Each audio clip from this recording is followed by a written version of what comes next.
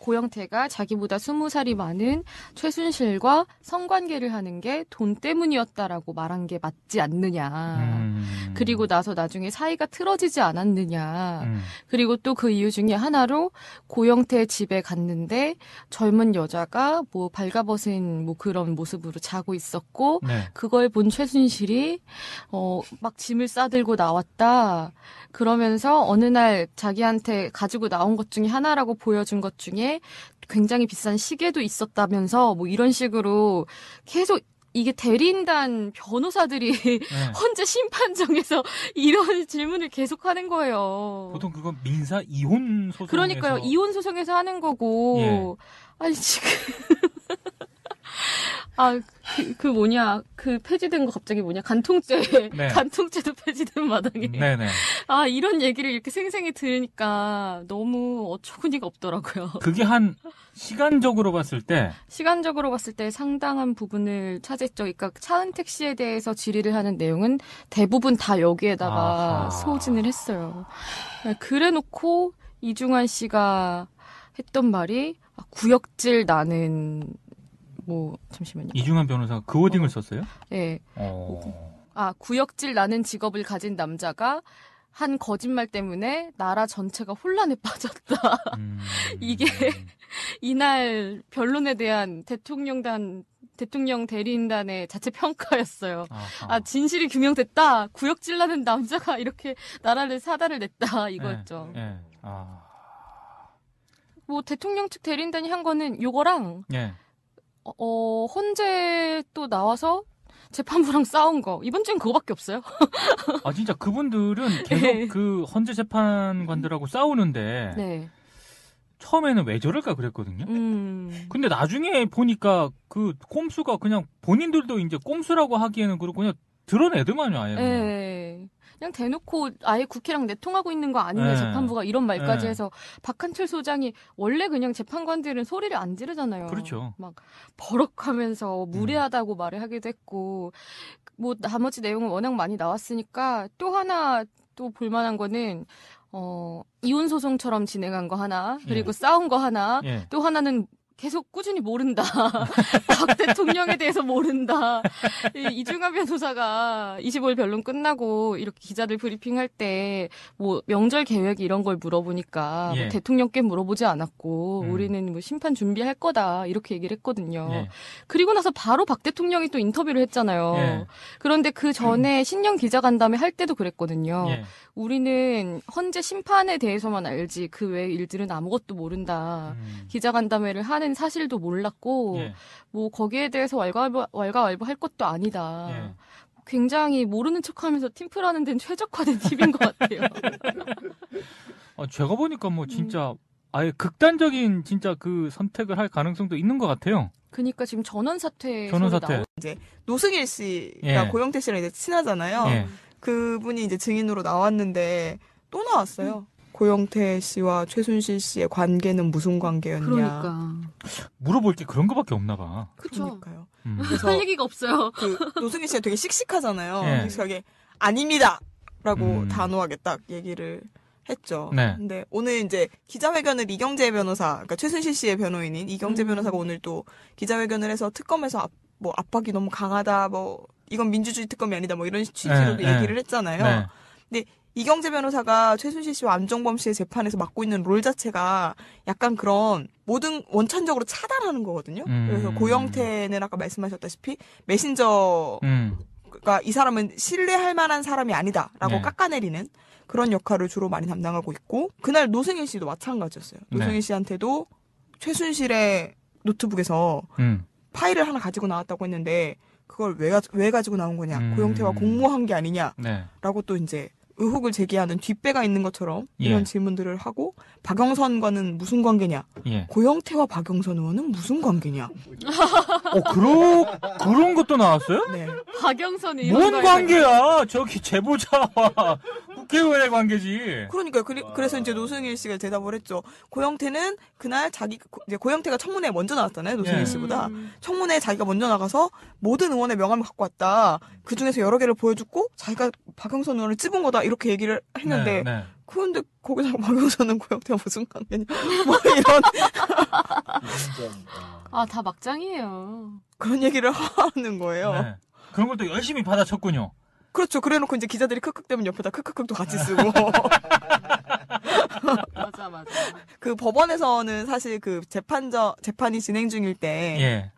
뒤에 방청석에서 웃거나 이러면 이게 증인의 심리 상태에 영향을 줄 수 있기 때문에 제지를 하잖아요. 조용히 하라 그러죠. 근데 그날은 기자들이 너무 많이 웃어가지고요. 계속 너무 웃겨가지고 계속 이런 거예요. 그러니까 경위가 아예 기자들 옆에 서 있었어요. 하도 웃으니까 너무 웃긴 거예요. 이거는. 아니 Q&A 자체가 웃긴데 그거 어떻게? 왜 훔쳤냐? 그러니까 거기다가 노승일 씨가 이렇게 대답을 했죠. 이렇게 폭로하려고 훔쳤습니다. 이렇게 하려고 했습니다. 그러면 뒤에서 기자들이 되게 진지하게 말해요. 그럼 기자들이 막 이러는 거예요.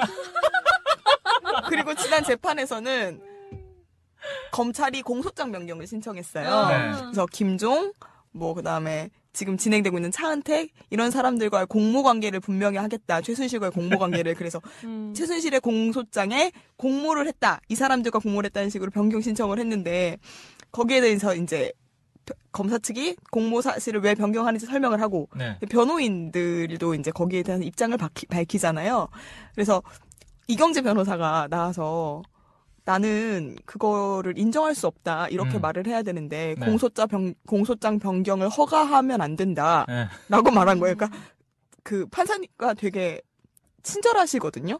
제가 언젠가 한번 성대모사를 하려고 엄청 준비 중인데 예를 들면 이런 식이에요. 노승일 씨가 딱 나오면 노승일 씨 지금부터 노승일 씨를 증인이라고 부르겠습니다. 이렇게 말씀을 하세요.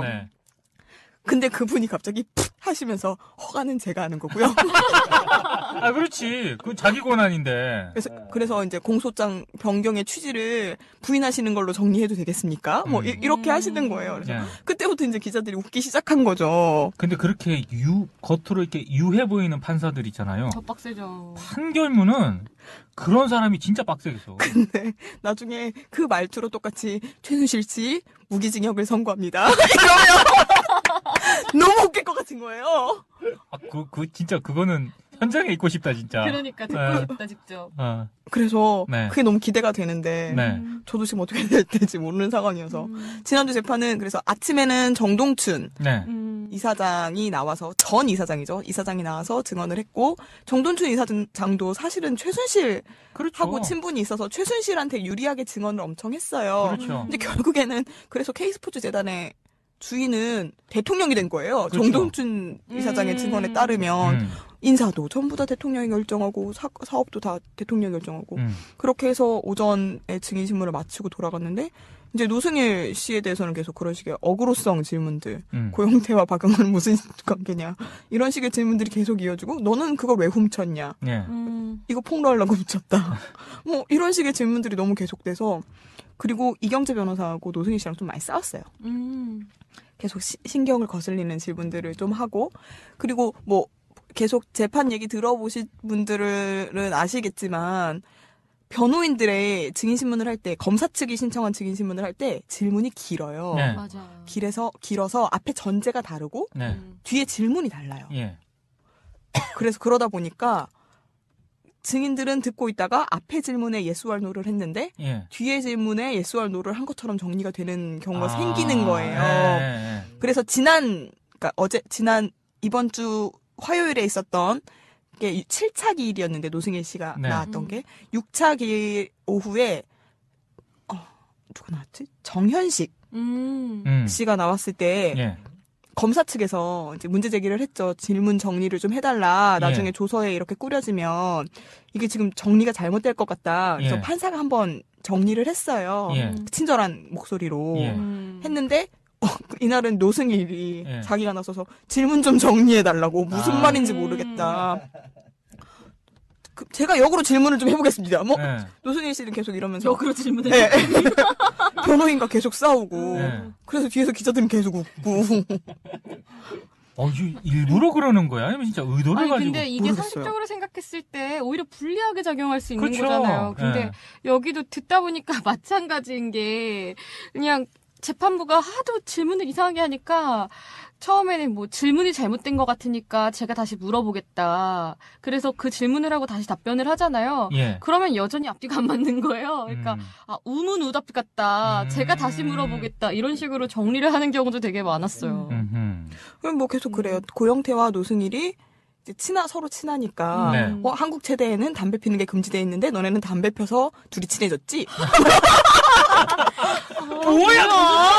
그래? 몰라요? 진짜 그렇게 물어봐요? 네. 와. 너 지금 담배가 금지돼 있는데 흡연 그룹이 뭐야? 있는데 흡연 그룹에 속해서 너희는 친해졌지? 그리고 뭐 고영태 씨와 노승일 씨가 검찰에서 대질 신문을 받은 적이 몇 번 있거든요. 예. 그런데 증언이 둘이 거의 다 맞으니까 예.